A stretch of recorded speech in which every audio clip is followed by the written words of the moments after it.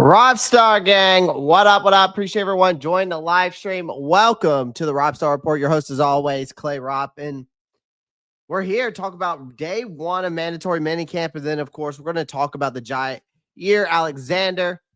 If you've obviously been tuning into my channel, I haven't been live probably since like last Thursday, something like that. I don't know, but definitely been boosting out the shorts for you.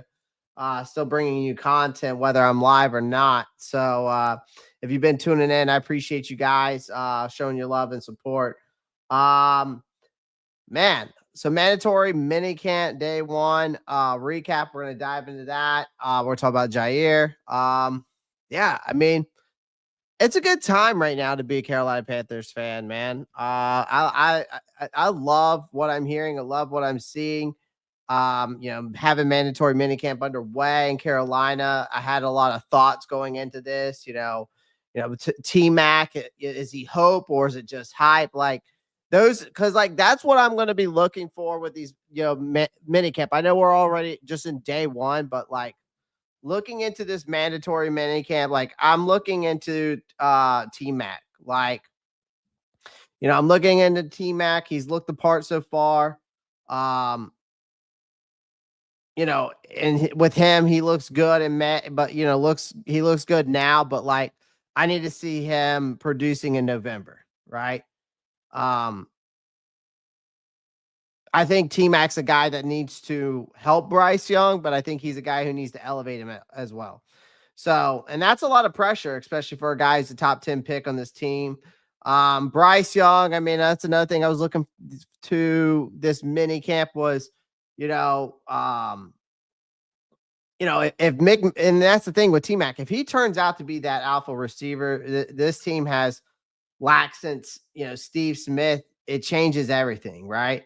And Carolina's decision to double dip at wide receiver, consecutive drafts becomes a borderline fireable offense. I mean, this minicamp won't give us all the final answers, but I think the Young and T Mac, Cali to Cali, timing, trust, target, definitely need to keep our eyes on.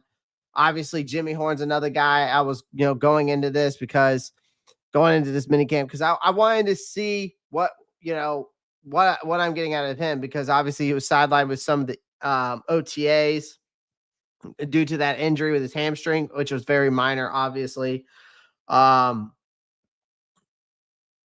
But they didn't seem very worried about it. So, and then of course the tight end situation was something I wanted to look forward to in this mandatory minicamp, and then the whole kicker battle as well was another thing I was looking at. Going into this mandatory minicamp, I had some questions about it. Guys, I haven't forgot about, by the way, I appreciate everyone joining the live stream tonight. Everyone that's in here, again, do me a favor, make sure you smash that like button, hit that subscribe button on your way in and on your way out. Make sure you guys continue to tune in, and then of course, I have not forgotten about the giveaway. So we are still doing that giveaway. So don't worry, don't forget about it. Okay, don't forget about it. We have we got that going. All right, we're still gonna get that going. Okay. But yeah, let's dive into the day one of mandatory minicamp, and then we'll get into really we'll get into the whole shebang of the we'll get into the whole shebang. Hold on, I'm fixing something right now. We'll get into the whole shebang after we go through the mini camp takeaways I saw, and we're gonna dive into the Jaire Alexander allegations and stuff like that, the rumors around that. What I think, is it a good move? Is it a bad move? Because it is something we definitely need to discuss. Because I'm interested. The funny thing is about the whole Jaire Alexander thing is like, I said it before, like I know that we need to fix our secondary, we need to fix our safeties, but ladies and gentlemen, it's crazy that PFF has Jaire Alexander higher than JC Horn, but in the last 2 seasons, Jaire Alexander's only played 14 games, but I'll just rest my case on that. That's obvious a battle I'm not going to win right now with the whole Jaire Alexander thing because I just think, again, I just think it's wild that he's higher. I'm still pretty upset about the whole PFF grading with them and all that good stuff. But yeah, it is what it is. But let's get all right. Other than that, let's get right into it. What's up, Underground West? I appreciate you joining, man. What is going on? All right, I'm gonna pull up Twitter because guess what? I did not have time to make a PowerPoint slide today. So we're going to use Twitter to our advantage. All right. We are going to use Twitter to our advantage. All right. So mandatory minicamp is underway. And I'm so glad it wasn't a quiet day at the office when I was going through Twitter today. We had some injury scares. We're going to talk about that with Xavier Legette. We had some sideline chirping between Bryce Young and JC Horn. We'll dive more into that. And then we got players out here trying to prove that they belong here, right? And this is the first mini camp session of 2025. Lots to unpack here, so let's break it all down. Hetero T-Mac getting his work in.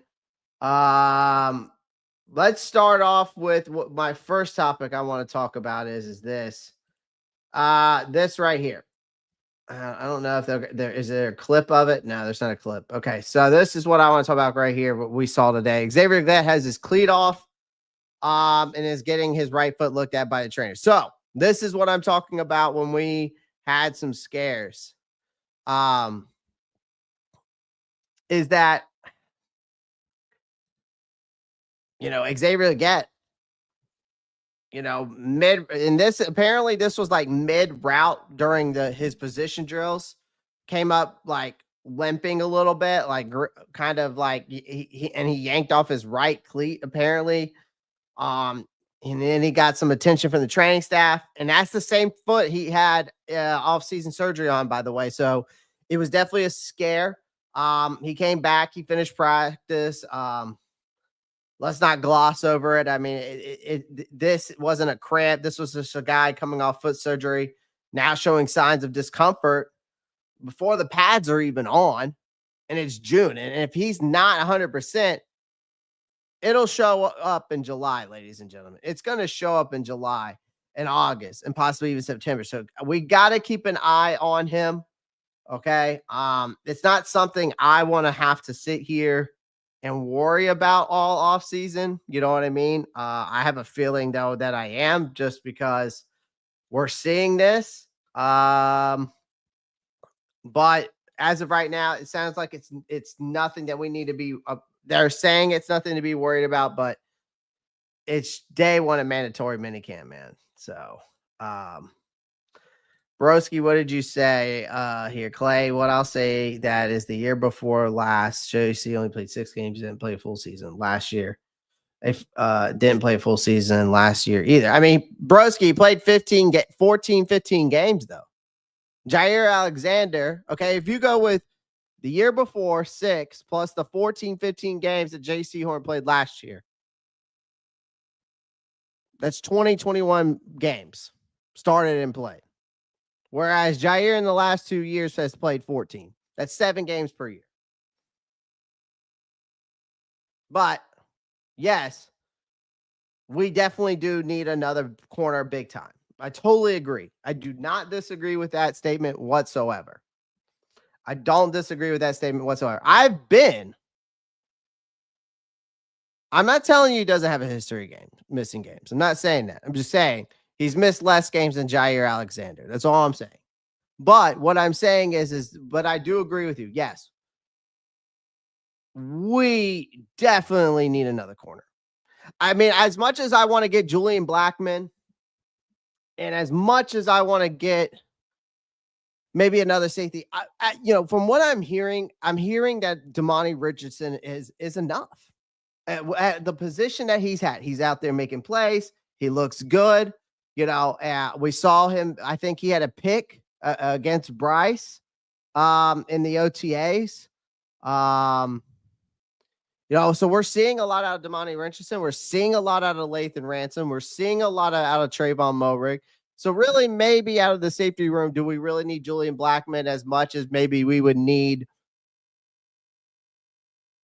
a Jaire Alexander or a Jalen Ramsey, one of those guys?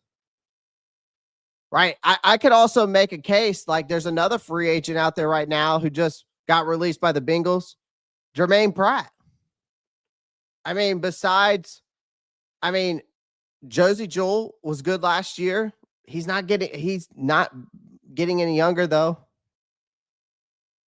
He's and then you also got Trevin Wallace, but like if either one of those guys go down, are we gonna rely on Rose Boom and whoever else we got back there? Like again, at the same time, man, like I get it. The contract situations is something you got to look into because of how big Jaire's is, how big Jalen Ramsey's is. So, but without those guys, it's gone. Now, I am going to get to Joseph's comment here because Joseph, we'll talk about him later.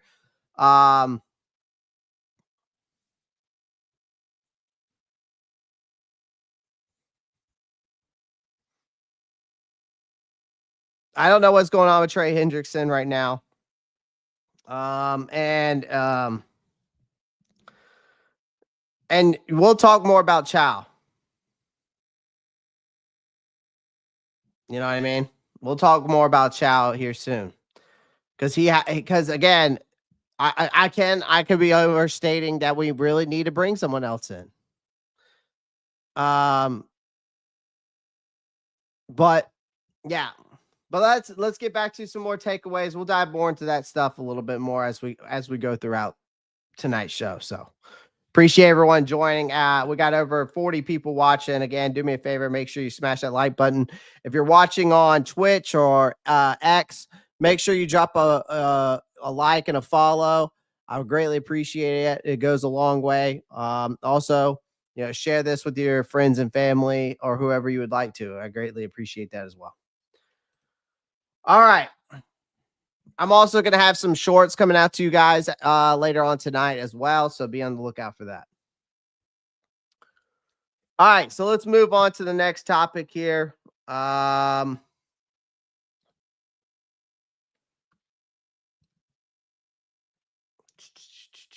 see. We got some. We'll go through some of these here. Got pretty good arm. Panthers lost after JJ Jansen in case the team needs emergency quarterback. Interesting. Let's talk about Hunter Renfrow real quick.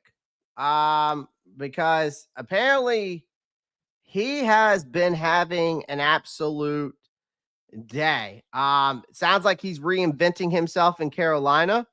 And I've been saying this guy is quite the wild card in this offense. I mean, we're talking about, sitting out in 2024, dealing with that ulcerative colitis, a condition that's derailed his career. And it's also derailed careers and drained other players through this. It's happened to other players throughout the league. Do your research. You can go look up those guys that's actually gone through this as well. But another thing is Renfrow basically, he came here and signed a prove it deal with Carolina. And so far he's been showing, those flashes of his own old self. And, you got Canales out here taking note of that. He's been a standout all season. I've been telling you guys that. I've been telling you don't sleep on Renfrow because he's a third down genie and he's a touchdown machine. Okay. And here's the thing. Another thing is he is very particular. He's very good at diagnosing coverages and he can manipulate those leverages. And a lot of you guys are sleeping on him. Okay. See, with the wide receiver position, people don't realize this. Skills you don't usually see on the stat sheet, but coaches drool over what they're seeing from film or on the field, right? So when you got a quarterback like Bryce Young who needs someone with precision route running, Renfro might end up being that safety valve Adam Thielen was supposed to be last year, right? And maybe maybe Renfro becomes that safety valve that Adam Thielen was in his rookie year, right? Because, when we talk about I'm just telling you right now, do not sleep on Hunter Renfro. I'm just telling you right now, don't sleep on it. Okay. I've been telling you guys that Renfro is a guy, he's going to make this roster. He will be on this team this year. And you're going to see a lot. I think you're going to see some production out of him. Okay. I mean, we saw some production today, you know. Um, he had a 40-yard grab from Andy Dalton today. And, you know, if he keeps this up, he's not just making the team. He might be one of the most, again, I think he could end up being one of the most valuable pieces in this pass game. I really do. I really do. Okay.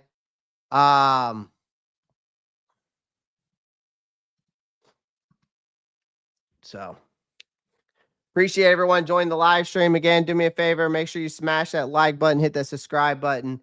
If you're enjoying the content, I greatly appreciate it, guys. Also, become a member today. The link is in the chat. Also, if you're feeling generous, you can shoot a Venmo or a Cash App, or you can do a super chat. All right. There's something else I wanted to go over. I think there were some guys that were out that I wanted to discuss. Yes, here it is. Amari Bono is missing in action again. Obviously, we know about Tommy Tremble. Jimmy Horn still dealing with his hamstring, but he is in a practice Thursday. He didn't participate in any drills though. But Amari Bono has been missing in action, which is not the biggest deal in the world, but we're talking about a guy who's a hybrid, linebacker edge guy. Didn't suit up, obviously for good reason. Dave came out and confirmed that the 26-year-old had another procedure done on that same knee he injured late in 2023. So, the guy's only played, I think he played like 5 games last year, and most of it was on special teams. So at this point, I think the Panthers have to be wondering whether he's just a depth piece or he's just taking up a roster spot at this point. I mean, you don't stash developmental pass rushers forever. I mean, especially ones with a guy whose knee needs another procedure on it and has had minimal production. It'd be different. We're talking about a guy who's going out there and having like 30 tackles and 5 sacks in the position that he's in. Right. I mean, at this point, he's not. I don't understand how he's still in the roster, to be honest with you. I don't know how Amari Barno is still on this roster. I don't get it. And I would love for someone to explain it to me, how this guy's on this roster. I really would. But, it is what it is. All right, let's get into the next thing I want to talk about, which I finally love hearing and seeing, and I want to get to the videos. Let's hear it. So here's the thing. Bryce Young, the guy who's not a vocal leader, the guy who's very quiet, apparently he's not so quiet anymore. It sounds like the real Bryce Young starting to really come out.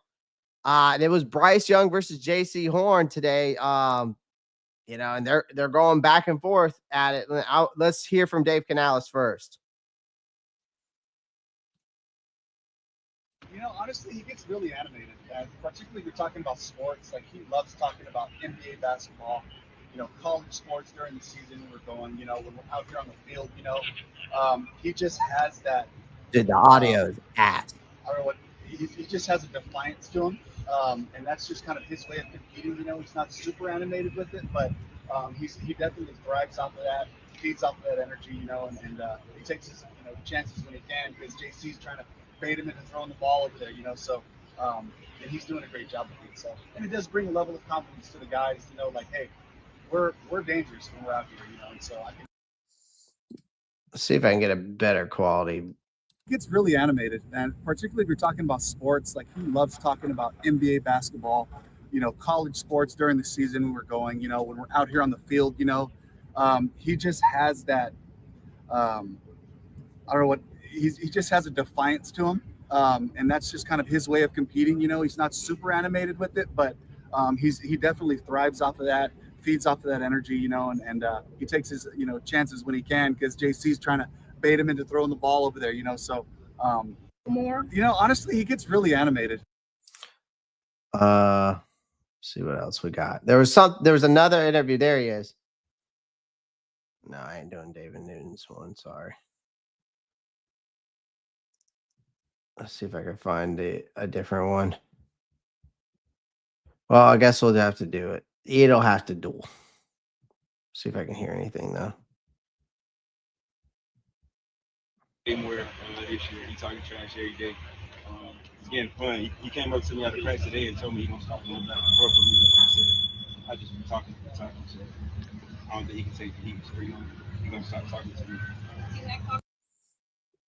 So talking some trash, eh?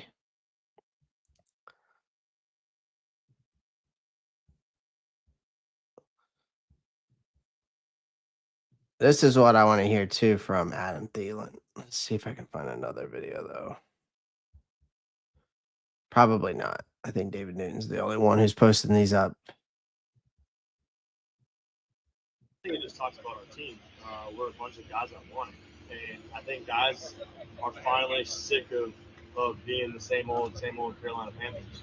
I think we want to get back to what they did here in the past in 2015 and some of those other years when they had deep playoff runs and had the crowd involved and the city hyped up. We haven't had that. And I think that just shows that guys are kind of sick and tired of the same old. And everything that this organization has done this offseason has pushed us towards that, and excited about that. I think it just talks about our team. But no, this is something I've been like, we've had a lot of, us Panther content creators, I think even media, and have had a lot of thoughts about Bryce Young being this quiet leader, right? Whatever way he decided to be a leader, but a lot of it's been he's a quiet leader. He is not a vocal leader, or you don't see, but you want to see a little personality with your football, right? And to have your quarterback,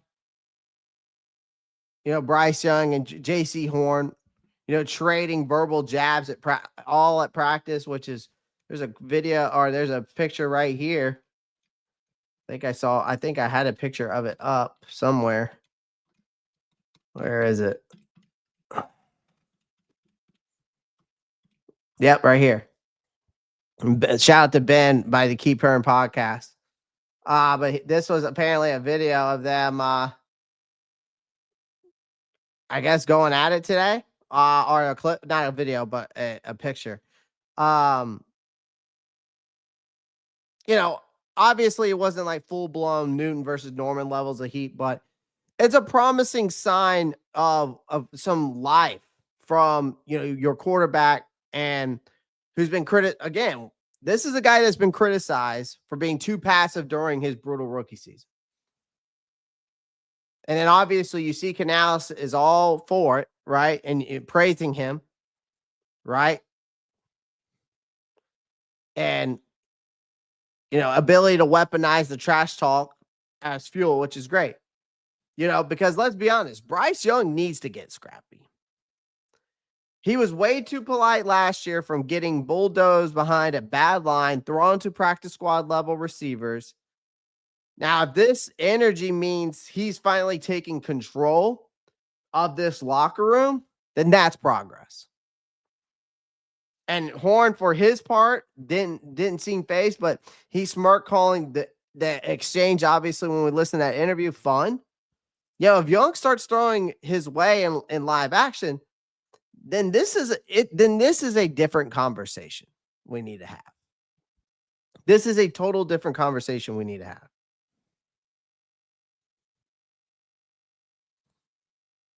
I have no idea, broski. I don't even know what you're talking about.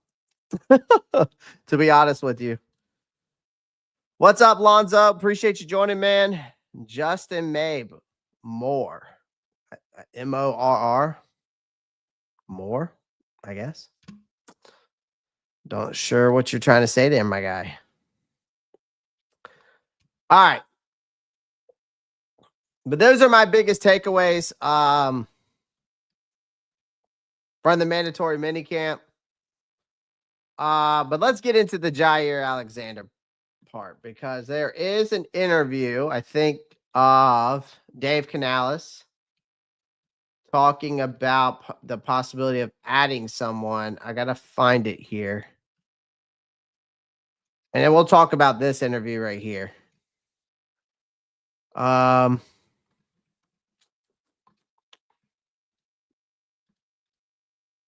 then we can get to some clips if you guys want to.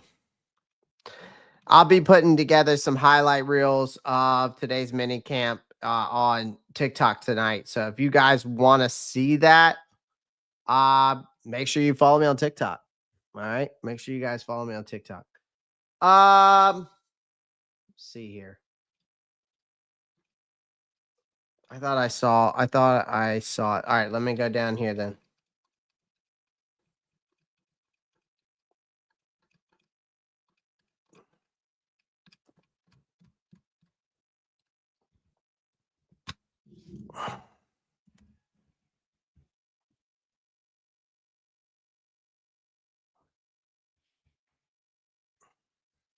But let's talk about this real quick.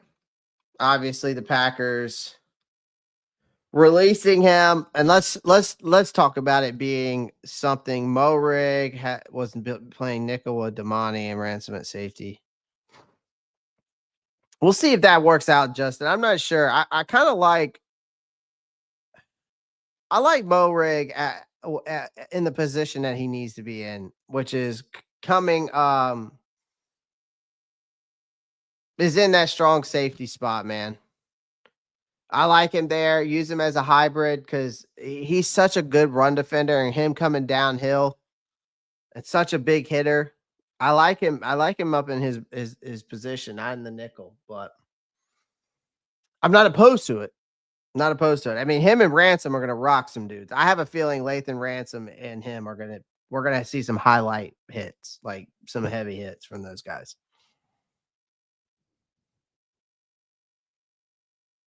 It was a topic at Chalk Talk tonight for PSLs. Interesting. Let's talk about this real quick, because this is probably one of the most intriguing free agents on the market, right? You know, the Packers pulled the plug on him yesterday, obviously because of his injuries issues, right? I think he's an immense talent of a defender, okay?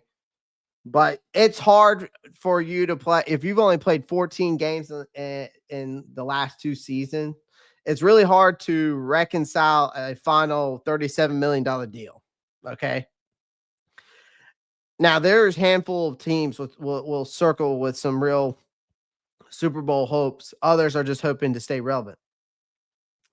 As for the Carolina Panthers, you know, it sounds a little too far-fetched at first, right? Because we're rebuilding, right?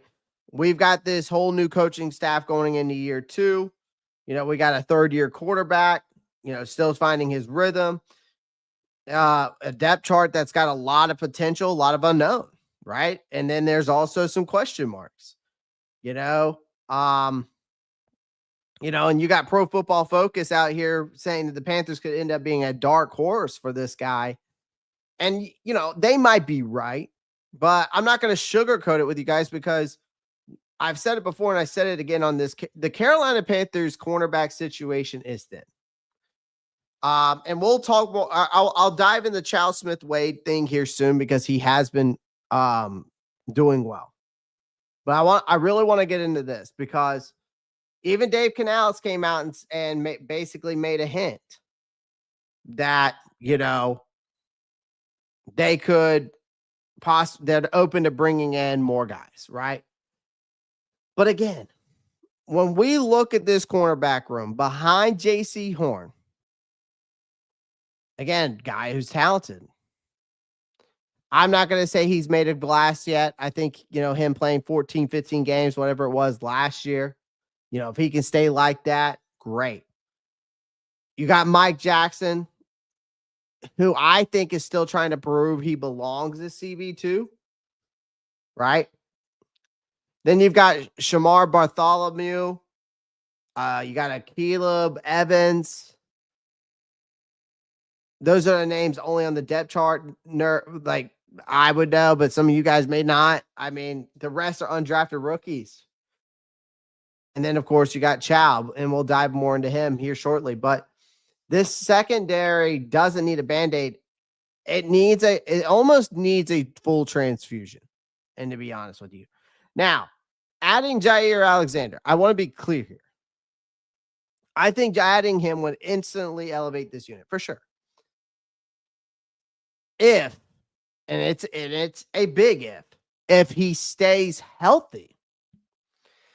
Pairing him with JC Horn would give Carolina one of the best cornerback duos in the NFL on paper. It would also push Jackson into a more natural backup role and then instantly shoring up this team's thin cornerback depth, right? From a football standpoint, again, it is a no-brainer.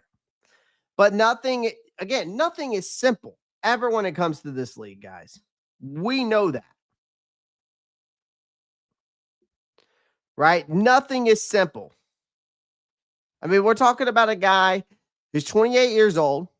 I mean, so he could probably play another 4 or 5 years, maybe more. Look at Stephon Gilmore.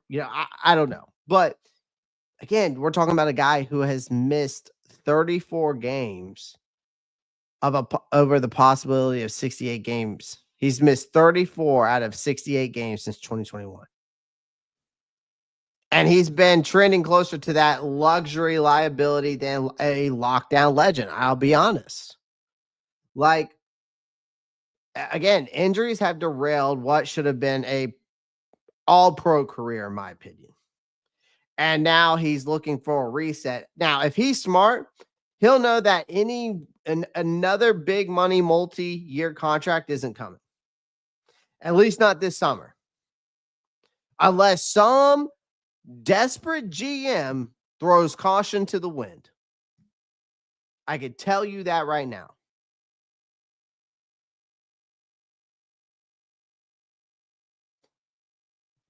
I can tell you that right now. Because Carolina, by contrast, should not be that desperate because they should be more opportunistic. Like, this is where things get interesting because when you go look at you can go look over the cap, you can go look at what other cap website you want to look at, but we're at 18 million in cap space. So this really Jalen Ramsey or this guy is not really ideal, but it's workable. I think Brant Tillis could make something possibly happen. Now, Alexander likely won't fetch he's not going to be he can't fetch his previous deal at $21 million per year. I guarantee you this is going to be a 1-year prove it deal, and it's probably going to be in the 14 to 16 million range. And that is being the most realistic I can be. Again, and that's not cheap, but it's also not a franchise crippling move either. And you can also restructure a bloated contract and you can shift some bonuses and then suddenly it's all feasible. You know what I mean?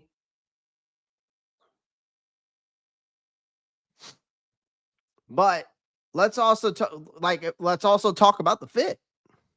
Does he fit the Carolina Panthers? That's another thing. Like, he plays a lot of single high safety looks.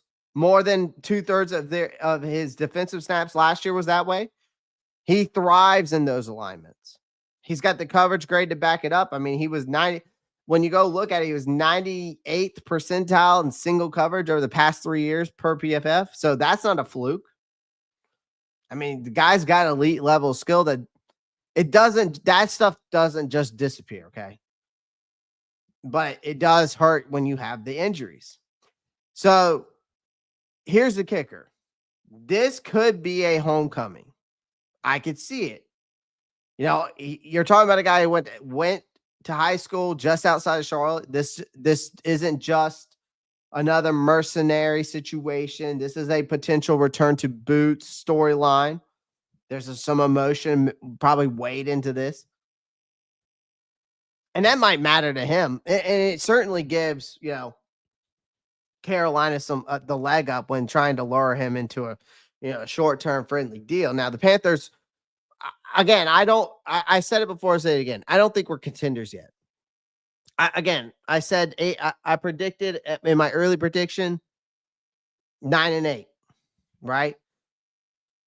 I think 9-8, 8-9 wins is very realistic for this team. But you're also in a division that's still kind of a dumpster fire, if we're being honest.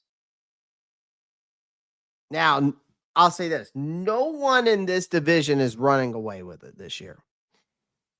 You know, you got Tampa Bay, who's on their fourth offensive coordinator. The Saints are in basically full rebuild mode. New head coach. You know, we're still technically in rebuild mode, and the Atlanta Falcons, they're kind of rebuilding too. They're not fully ready yet. The offense, I'd say their offense is basically ready to go. We'll see how the Kyle Pitts situation pans out there in Atlanta. Defensively, they're trying to bring in some new young talent, but they still got some holes to fill on that defense.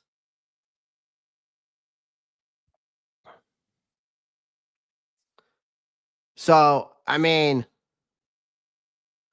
stealing the crown in the NFC South, ladies and gentlemen, I don't think is out of the question, especially if all of our offseason additions end up being smart moves. And then Alexander could be one of them. Here's the bottom line I'm going to say about Jaire Alexander is this. If Jaire Alexander is serious about rebuilding his value, and the Panthers are serious about not fielding some type of patchwork secondary again, and then a one-year deal makes sense for both sides, and of course, if the price is right, it's a calculated risk.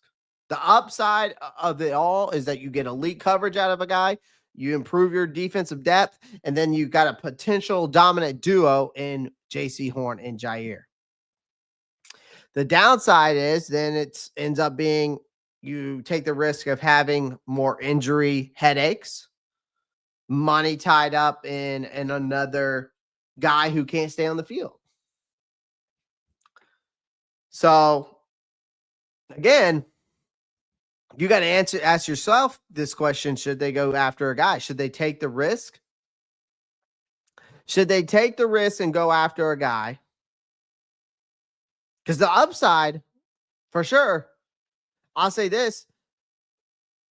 The upside you get is the sky's the limit on the upside. But again, the downside, if you hit him for, again, the only thing is on the downside is you paid a guy between $14 to $16 million on a one-year prove-it deal if the injury headaches continue to happen.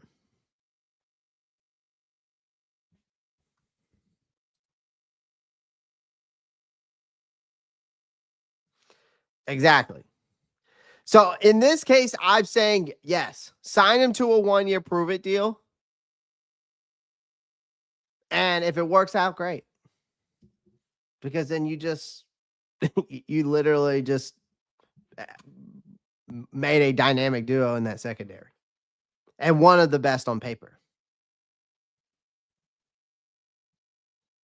As long as the price is right. I'm willing to take the risk as long as the price is right. That's the catch. That is the catch of going after a guy like Jaire Alexander. Shout out to everybody joining the live stream tonight. Damn, X, we've got over 49 people. Dude, if 49 people on X would just follow me, man, it would be a blessing. It would be a blessing. And if 27 people on YouTube would subscribe to my channel, man, it would be a blessing as well. I appreciate you guys if you could bless me tonight with that. Make sure you pound that like button, hit that subscribe button on YouTube. If you're on X, come on over to the YouTube channel. That is the best way to help and support your guy here. Or if not, feel free to just drop a like and follow me here on X. You can also go into my link. It's in my bio on X. It'll take you to all my social media, and it'll take you right to the YouTube channel too as well. So also become a member today on the YouTube channel. It's less than a cup of coffee from Starbucks. I appreciate you guys. I post basically every single day. If I'm not live, I'm posting shorts. So you guys make sure you tune in, okay? Appreciate y'all. All right, let's get into Chow Smith-Wade, because now we're talking about Jaire, but there's a guy that maybe we are overlooking, and based off of what this tells me from JC Horn, we could be overlooking someone that could end up having a breakout season. Man, I think he's been the most impressive player from OTA just because how fast he got the defense in 1 year, and he out there making the calls for the safeties.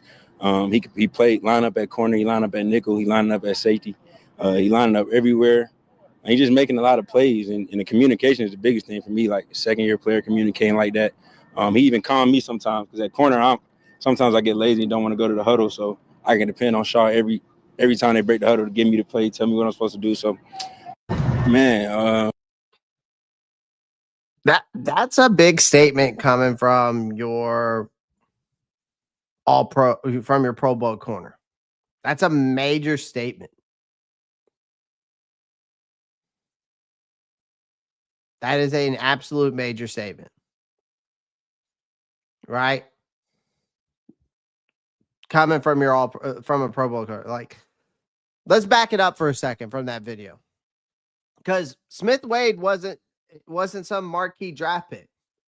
He wasn't supposed to be a day one starter. He wasn't even supposed to be a nickel corner in college. But you got to think about it this way: Carolina we cut Troy Hill. We chose to start Smith-Wade over Dane Jackson late last season. They weren't throwing darts. It was a deliberate, calculated move based on what they seen behind the scenes, right? And then hearing, here's quotes from Dave Canales saying he took advantage of an opportunity. He made tackles. He owned his leverage. He even came up with an interception. There's still stuff to clean up, and he stepped up when it mattered. Again, that's another big deal coming from a coach who isn't in the business of fluffing some up egos. And we're talking about a guy who's a 5th round pick out of Washington State. He didn't just survive his rookie year. He obviously earned some meaningful reps there. He started 4 games before landing on that injury reserve to close out the season. But we're talking about a guy who had 39 tackles, racked up a pick, had a pass breakup. Solid numbers for a guy learning an entirely new position at nickel at the NFL level. And then he's now going in his 2nd year where things are truly starting to click. We added Tre'von Moehrig this offseason. Guy's a proven tackler. Again, we were just talking about it. He's been playing in the nickel, but he has nickel experience, right?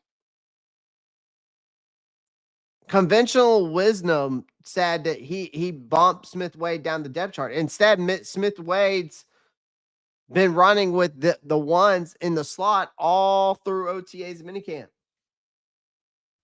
It's not a fluke, man. This guy's earned it. He's earning his way. So instead of checking out while on injury reserve, Smith-Wade immersed himself in the scheme, and when he returned, it showed. So, because when he was injured, apparently from Jonathan Cooley, he's been working even when he was injured, film and everything. And then when he was injured and finally was able to start doing some workouts, he was immediately back on the field, apparently, from our defensive pass game coordinator.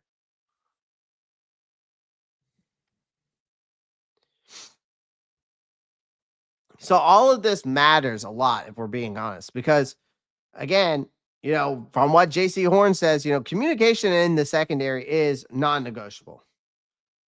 Most second-year players are still figuring it out, right? And where do they fit in, right? And you've got a guy in his second year is already telling vets where to line up, and having Horn even admit that he's occasionally leans on Smith Wade to relay play calls when he's too lazy to hustle back to the huddle.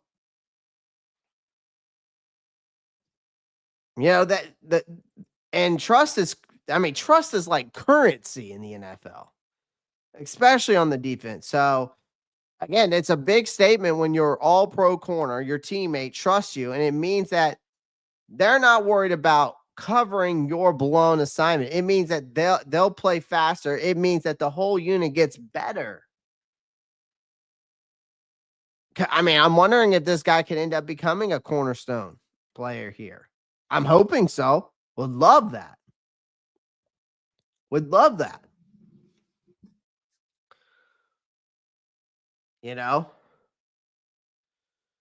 been brutally trying to rebuild our secondary over the years. We've had injuries, we've had draft busts, we've had short-term stopgaps. Like, again, I think if Smith Wade continues on this trajectory, they may have quietly found a legitimate long-term piece, and not in the flashy top rounds, but deep in the fifth. And that's crazy. I get it. It's still early, but and real games are months away. But if OTAs and minicamp are any indication, Smith Wade is no longer just a pleasant surprise. It sounds like he's starting to set a standard, and a standard that we've been needing, right? So to hear that, it's huge.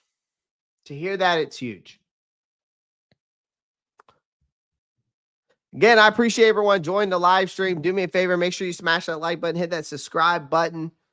I appreciate everyone joining here tonight. Got over 80 people watching from all platforms. I greatly appreciate that, guys.